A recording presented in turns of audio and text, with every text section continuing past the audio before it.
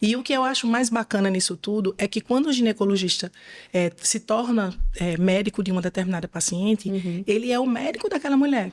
Então, como ginecologista, eu atendo desde a menina que menstrua, lá com 12, sei lá, 11, 12 anos, até a senhorinha, né, que tá na menopausa, que tá... Então, você é ginecologista, você é o médico daquela mulher, da adolescência até a idade, né? Uma vida, Uma né? vida inteira. E, além disso, quando o paciente chega pra gente, o que é que geralmente a gente faz? Eu não vou pensar só na parte ginecológica daquela paciente. Então, eu vou olhar aquela paciente como um todo.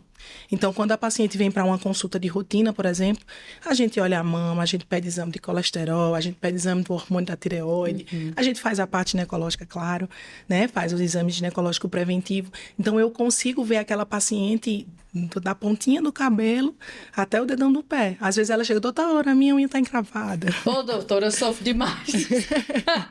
Então, Eita, assim, meu Deus, é o meu espinho na carne. E outra coisa que me encanta muito na ginecologia e obstetrícia é que a maioria dos profissionais de saúde que não lidam com obstetrícia diariamente tem medo da gestante. Então, eu vejo muito assim, ai, olha, essa paciente tá com dor de dente, o medicamento é esse, mas pergunte à sua doutora se você pode tomar. O pessoal tem meio que um receio de traçar condutas, né? Então, assim, quando você entende do assunto, aí você parece que relaxa, mergulha, né, naquilo ali, diz, não, aqui, ó, faça assim, faça assado, eu consigo fazer isso. Então, a gente desmistifica um pouco dessa fase que todo mundo fica meio que amedrontado. Então, isso me encanta muito, de conseguir dar essa assistência, assim, como total. Por completo. Isso, pra mim, assim, é o que mais me inspira. Foi por Mas isso a tua que eu pensei. infância, assim, já queria ser médica? Não. Na minha infância, assim, eu nunca não tenho lembrança de ter tido paixão por nenhuma profissão, não. Foi mais no dia a dia mesmo que a gente vai aprendendo a cuidar das pessoas. E aí, esse universo feminino me encanta muito. E foi na faculdade que você decidiu fazer? Isso, aí durante a faculdade que a gente vai experimentando um pouquinho de cada coisa, né? E aí eu percebi isso, eu percebi que uma paciente quebrou o pé, aí ela vai, aí primeiro ela vai passar, o pé tá quebrado, mas ela vai primeiro, não, vai no obstetra, ver se tá tudo bem, se o bebê tá bem, aí depois a gente conserta aqui seu pé. Então eles ficam sempre nessa dependência. Sim. Então isso, assim, me chamou a atenção.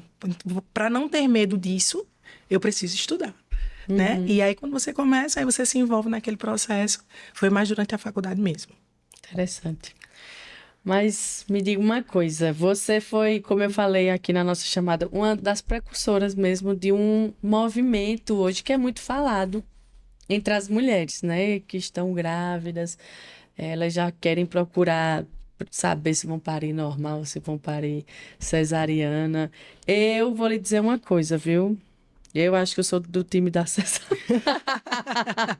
Não será julgada por isso. Eu sei não, eu não sei não. Eu fico pensando, meu Deus do céu. Porque, assim, é uma decisão muito difícil. Porque o que é que você pensa? Você já pensa na dor, né? Mas os dois doem, né? Os dois doem. Eu sempre digo às pacientes o seguinte, ó. Os dois vão doer. Você vai escolher entre uma dor mais intensa, porém mais rápida, que é o parto normal. Então, você tem aquela dor nível hard, a maioria, né, fala isso. E, mas, em compensação, daqui a 3 horas, você tá comendo um prato de cuscuz. Tá tranquila, nem. Já o parto cesáreo, você tem uma dor mais amena, porque, assim, a dor não é tão intensa, mas, em compensação, você tem aquele pós-operatório mais difícil, precisa de alguém para ajudar a banhar, precisa fazer o curativo, tem dificuldade de levantar, muitas vezes, por causa do corte. Então, assim, os dois doem. Para mim, as mulheres, elas são perfeitas das duas formas.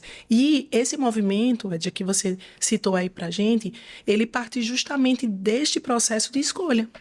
Então, assim, o mais importante quando a gente trabalha nessas pacientes que a gente chama de parturientes, que são aquelas pacientes que estão para parir, é deixar que ela escolha qual é a via de parto dela. Então, esse movimento que a gente trouxe aqui para Garanhuns, quando eu cheguei aqui, a gente chegou aqui no final de 2019, comecinho de 2020, mais ou menos, não se falava em parto normal. Então, quem paria pelo parto normal era pobre, era porque foi para o SUS, porque não teve escolha. A mulher que tivesse um nível de instrução, que quisesse um parto normal, quisesse escolher seu médico. Não, eu quero parir com o doutor João aqui. Não tinha. Ela não tinha esse médico para ela escolher. O médico, na primeira consulta, já dizia, ó, calculando aqui pelos teus exames, você vai parir, sei lá, dia 10 do mês 10 e tá marcada a cesárea para esse dia. Ponto. Se não tiver interesse em parir cesárea, beijo, a procurar outro profissional. Então, muitos médicos, as pacientes que me relatam isso, faziam contratos. Né? Olha, aqui está escrito, eu não dou assistência ao parto normal e tudo. Eu até entendo, não estou julgando o profissional, mas eu julgo essa assistência tão falha que a gente tinha nessa época. E aí, eu venho de uma escola que a gente já começou formada há menos tempo, né? Assim, eu venho de uma escola que defendia muito isso, né? Esse desejo da paciente. Já tinha isso meio que assim. Introduzido esse conhecimento. Isso, também. Como é que você quer? O corpo é teu, poxa. Então, assim, você tem que ter essa opção de escolha. Como é que a gente trabalha hoje? Então, a gente pede para a paciente ler. Então, desde a primeira consulta, eu sempre toco assim no assunto, você já sabe como que é parir? Aí, muitas vezes, ela diz, Maria, ainda não pensei nisso. Peraí, doutora, a ficha ainda tá caindo que eu tô grávida. A senhora já quer saber como... Aí, eu brinco assim, tenho uma notícia para te dizer, vai ter um parto. Seja quando for aí, mas vai ter. Vai ter que sair, vai ter que sair. Então, a gente sempre orienta as pacientes que elas estudem, que elas pesquisem. Aí, elas dizem, mas tem tanta coisa na internet, né? Vem falando sobre o parto de Josefa, de Joana, e eu explico para elas. Procura as evidências científicas. Coloca assim, parto normal, Ministério da Saúde. O Ministério da Saúde é uma entidade que defende as vias de parto normal, porque são mais fisiológicas, e ele ali não está explicando a historinha de Mariazinha parindo ou de Joaninha. Ela está explicando o que é que realmente acontece, que é isso que a gente quer que a paciente aprenda. Então, eu não quero que a paciente venha me contar que Joana foi feliz ou foi triste no parto. Eu quero que ela me diga, olha, eu sei o que é uma dilatação, eu sei o que é uma bolsa estourada, eu já estudei, eu sei como é que eu sei que meu bebê está bem. Quando a gente precisa fazer alguma intervenção durante o parto, fazer alguma medicação, a gente pergunta para ela, a gente vai fazer tal remédio. Você já leu sobre isso? Não, eu já sei, doutor, eu li, realmente precisa às vezes e tudo. Então, isso fortalece a conduta da gente, porque a paciente já tem o conhecimento que aquilo ali pode ser necessário, que não está sendo uma conduta arbitrária, assim, sem um fundamento, e a gente vai combinando tudo. Então, durante o pré-natal, a gente sempre toca nesse assunto. Já sabe, já resolveu alguma coisa, já leu, já trouxe alguma dúvida, vamos conversar sobre isso. E a gente dá até o comecinho do 9º mês para ela escolher. Quando completam 9 meses, né? Tipo, hoje completou 9 meses. A partir de agora, ter que dizer, filha teu de Deus, menino vai chegar a qualquer momento. E aí, como foi que você se preparou? O que é que você resolveu? E aí a paciente diz, doutora, eu prefiro um parto normal ou eu prefiro um parto cesáreo? E tá tudo bem. Isso vai também muito, assim, parte da...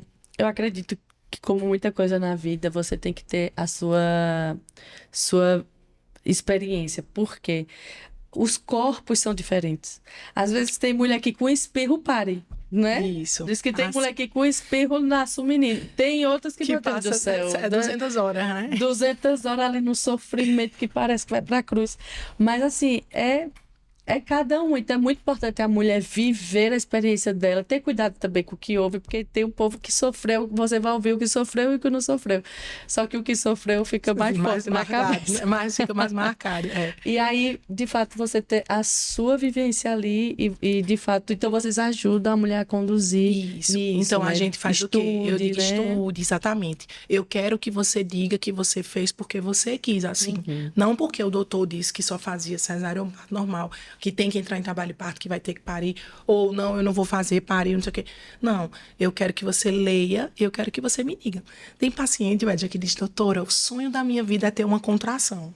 Aí eu olho assim, tudo bem. Aí tem outra paciente que diz assim, doutora, olha, pode me dopar na porta do hospital para que eu não veja nem que eu tô entrando. Então, cada cabeça é um mundo. E uma coisa que eu acho super interessante também é o seguinte, o parto é um evento muito marcante.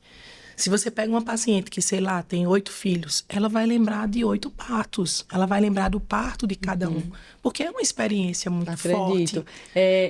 Envolve um emocional muito forte, né? Isso. Então, envolve emoção, envolve físico, né? Vai ficar cravado, vai ficar gravado. É isso aí. E assim, outra coisa que eu sempre converso com elas é que a importância do acompanhante tá no pré-natal pra gente conversar. Então, muitas vezes eu digo pra ela, não escolhe sozinha. Porque depois vão vir os julgamentos, né? Mas vem o pai, a mãe falar que isso ou que aquilo. Então, conversa. passa para a tua família qual é a tua vontade, traz o pessoal aqui para a gente conversar, para a gente acalmar os corações, explicar como é que a gente vai fazer, porque quando a gente traz esse acompanhante para junto, na hora que a paciente precisa, ele ali é um ajudante. Aí eu digo para elas, olha, pode ser um ótimo ajudante e um ótimo atrapalhante também. É.